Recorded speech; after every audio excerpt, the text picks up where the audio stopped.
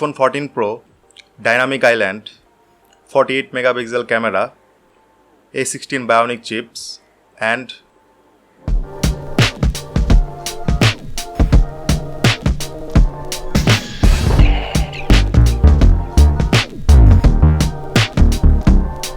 তো গত 2 দিন আগে iPhone 14 Pro এবং iPhone 14 রিলিজ হয়েছে, কিন্তু আজকে আমার মন ভালো নেই।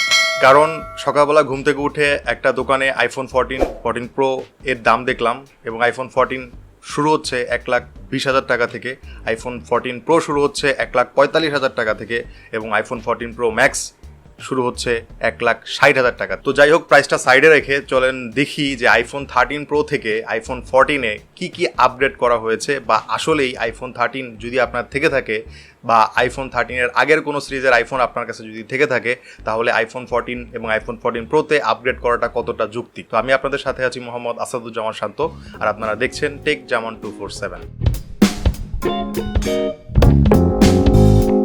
তো iPhone 14 যদি আপনি হাতে নেন, প্রথমে আপনার চোখে পড়বে একটা ডাইনামিক আইল্যান্ড, অর্থাৎ তাদের যে নতুন পিল শেপের যে কাটআউটটা ডিসপ্লেতে আছে, তারা এটার নাম দিয়েছে dynamic island.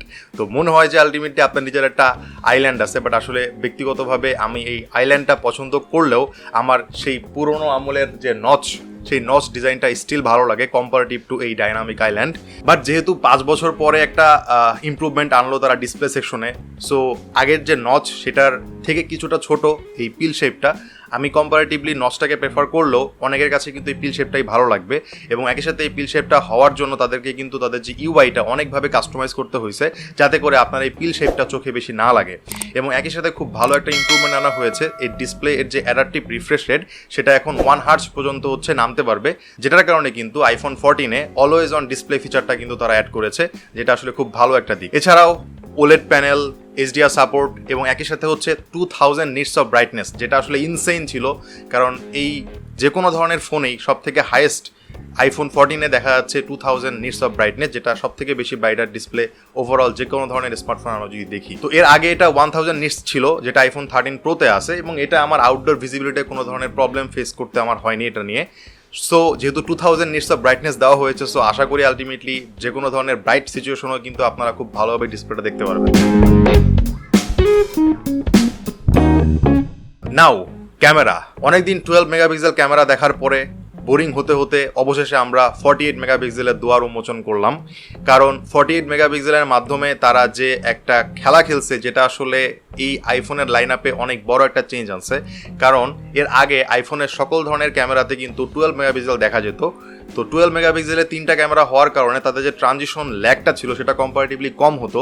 But let's see যে 48 মেগাপিক্সেলের মেইন শুটার, 12 মেগাপিক্সেলের সেকেন্ডারি এবং একই সাথে টেলিফটো লেন্স, অর্থাৎ ওয়াইডার এবং টেলিফটো লেন্সের যে শুটার, এই 3টার মাঝখানে যে ট্রানজিশনটা থাকবে ভিডিওর ক্ষেত্রে বা ফটোর ক্ষেত্রে, সেই ট্রানজিশনটা আসলে কেমন হয়। কারণ মেইন ক্যামেরাতে আপনি ভালো একটা ছবি তুললেন 48 মেগাপিক্সেলে, সেটা যখন আপনার 48 মেগাপিক্সেল না হয়ে 12 মেগাপিক্সেলের ওয়াইড অ্যাঙ্গেলে শিফট হয়ে যাবে, তখন আসলে ছবিটা ইমপ্রুভমেন্ট কতটুকু হয় সেটা আসলে দেখার বিষয়। কারণ আমরা সবসময় কিন্তু মেইন ক্যামেরাটা ইউজ করি না, অনেক ক্ষেত্রে আমরা পোর্ট্রেট মোড তোলার জন্য কিংবা অনেক ক্ষেত্রে আমরা ল্যান্ডস্কেপ তোলার জন্য ওয়াইড অ্যাঙ্গেল যে লেন্সটা এবং একই সাথে টেলিফটো যে লেন্সটা সেটা আমরা ইউজ করি। সো সেক্ষেত্রে আসলে এই যে ডাইনামিক ব্যাপারগুলো কতটুকু হ্যান্ডেল করতে পারবে, এটা খুব বড় একটা দেখার বিষয়। এছাড়াও তারা ভিডিও সেগমেন্টে খুব দারুণ একটা ইমপ্রুভমেন্ট আনছে, যেটা গিয়ে সুপার স্টেডি মোড, যেটার মাধ্যমে আপনি নাচেন, আপনি মারামারি করেন, আপনি লাফান, যে কোনো মুভমেন্টই আপনার ক্যাপচার করতে হোক না কেন, খুব স্টেডি ওয়েতে আপনারা ক্যাপচার করতে পারবেন, যেটা খুব বেশি ভালো লাগছে। কিন্তু তাদের যে অ্যাডভার্টিজমেন্ট, আমার কাছে মনে হয় না এটা তারা 14 Pro দিয়ে করছে। ডেফিনেটলি 14 Pro দিয়ে করলেও সাথে এক্সটার্নাল স্টাবিলাইজার কিংবা পোস্ট প্রোডাকশনের তাদের যে স্টাবিলাইজিং ক্রাইটেরিয়াগুলো আছে সেগুলো খুব ভালোভাবে মেনটেন করছে। তা না হলে এতটা প্রিসাইজ শট আমার কাছে মনে হয় না আসলে খুব বেশি একটা বিলিভেবল। বাট লেটস সি, যখন ফুল রিভিউ আসবে তখন আসলে বলা যাবে যে আসলে এটা কতটুকু সত্য ছিল। এছাড়াও তারা কিন্তু লো লাইটে অনেক বেশি পরিমাণে ইমপ্রুভমেন্ট এনেছে এবং সংখ্যার হিসেবে 49%। লাইক সিরিয়াসলি 49% আর 50%-এর ভিতরে তো কোনো পার্থক্য নাই। বাট তারপরও আপনি যাতে একটু মোর বিলিভ করেন, সেজন্য আসলে 50%কে 49% বলার মাধ্যমে তারা একটা এক্সট্রা আস্থার জায়গা তৈরি করার চেষ্টা করেছে। নাও প্রসেসিং ইউনিট, এই বছরে আইফোন 14 এবং 14 প্রোতে তারা ডিফারেন্ট চিপস ইউজ করেছে।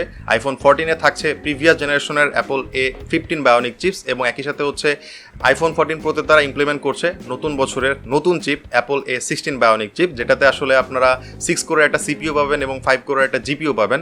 তো 6 কোরের মধ্যে আবার 4টা কোর হচ্ছে পাওয়ার এফিসিয়েন্সি কোর, যেগুলো আসলে ব্যাটারি লাইফ ইমপ্রুভমেন্টে কাজ করে এবং একই সাথে যে 2টা পারফরমেন্স কোর আছে সেটার মাধ্যমে আপনারা খুব সহজেই যে কোনো ধরনের টাস্ক খুব ইজিলি সম্পাদন করতে পারবেন। এবং খুবই ইম্পর্টেন্ট বিষয়, এই যে A16 কিংবা A15 যে চিপসগুলো রয়েছে এগুলো আসলে খুব বেশি পরিমাণে হচ্ছে অপটিমাইজড ফর গেমিং এবং আপনি খুব ইজিলি যে কোনো ধরনের গেম খুব ভালোভাবে প্লে করতে পারবেন যে কোনো ধরনের iPhone associated with A15 and A16 chip. Now battery backup, ব্যাটারিতে আসলে প্রতি বছরই কিছু ইমপ্রুভমেন্ট তারা আনে, বাট আইফোন 11 থেকে শুরু করে নিয়ে 12, 13 এই 3টা সিরিজের যে ফোনগুলো রয়েছে সবগুলোতেই আমরা খুব পারফেক্টলি ব্যাটারি ব্যাকআপ পেয়েছি except for the mini. But iPhone 14-এও আসলে এই ধরনের ব্যাটারি ইমপ্রুভমেন্ট আমরা দেখতে পাবো। তাদের যে অফিসিয়াল ওয়েবসাইট সেখানে আসলে 1 আওয়ারের ভিডিও প্লেব্যাকের মতো ইমপ্রুভমেন্ট তারা আইফোন 13 থেকে এনেছে, বাট যেটা আসলে রিয়েল লাইফে আপনাকে একদিন খুব হেভি ইউজেসে চালানোর জন্য যথেষ্ট। সো আইফোন 14 প্রো এর ব্যাটারি নিয়ে আশা করি আপনাদের কোনো ধরনের প্রবলেম ফেস করতে হবে না। নাও স্যাটেলাইট কানেক্টিভিটি, ধরেন আপনি কোথাও একটা হারিয়ে গেলেন, তো সেখান থেকে আপনার রেস্কিউ টিমের কাছে একটা মেসেজ পাঠানো দরকার এবং সেখানে কোনো ধরনের নেটওয়ার্ক আপনি পাচ্ছেন না। তো আপনি যদি স্যাটেলাইটের দিকে মুভ করে আপনার ফোনটাকে রাখেন তাহলে সেক্ষেত্রে অটোমেটিকলি আপনার মেসেজটা স্যাটেলাইট হয়ে ইমার্জেন্সি এসওএস এর মাধ্যমে রেস্কিউ টিমের কাছে যাবে বা আপনার ইমার্জেন্সি এসওএস এ যাদের নাম্বারগুলো সেভ করা থাকবে তাদের কাছে চলে যাবে, যাতে করে আপনার লোকেশনটা খুব ইজিলি তারা ট্র্যাক করতে পারবে, যেটা খুব ভালো একটা ফিচার আমার কাছে মনে হয়। সো ফাইনাল ভার্ডিক্ট, আজকে আমি যে প্রাইসটা দেখলাম আইফোন 14 সিরিজের সেটাতে আসলে কোনোভাবে জাস্টিফাইড না এই ফোনগুলো কেনার, কারণ বাংলাদেশ থেকে যদি আপনি কিনতে চান আইফোন 14-এর দাম পড়বে হচ্ছে 1,20,000 টাকা, যেটা অনেক বেশি পরিমাণ নর্মাল কনজিউমারদের কাছ থেকে। সো এই জন্য আলটিমেটলি আমার কাছে মনে হয় still iPhone 13 pro a good choice, but টাকা যেহেতু আপনার খরচ করার দায়িত্ব আপনার, সো আপনি চাইলে এখনই আইফোন 14 প্রো অর্ডার দিয়ে ফেলতে পারেন। বাট আমি বলবো যদি আপনি আইফোন 14 প্রো কিংবা 14 আপডেট করতে চান ডিসেম্বরের আগে ভাই ফোন কেনেন না। আর যদি কিছু করার না থাকে তাহলে সেক্ষেত্রে প্লিজ লাইক এবং কমেন্ট এবং একসাথে সাবস্ক্রাইব করে যান। আমি সাধারণত প্রতি শুক্রবার 8টায় ভিডিও আপলোড করার চেষ্টা করি। আমার চ্যানেলের কন্টেন্টগুলো যদি আপনাদের ভালো লেগে থাকে তাহলে প্লিজ সাবস্ক্রাইব করে যাবেন এবং ইনশাআল্লাহ দেখা হবে নেক্সট শুক্রবার রাত 8টায়। সেই পর্যন্ত সবাই ভালো থাকবেন, সুস্থ থাকবেন। আসসালামু আলাইকুম।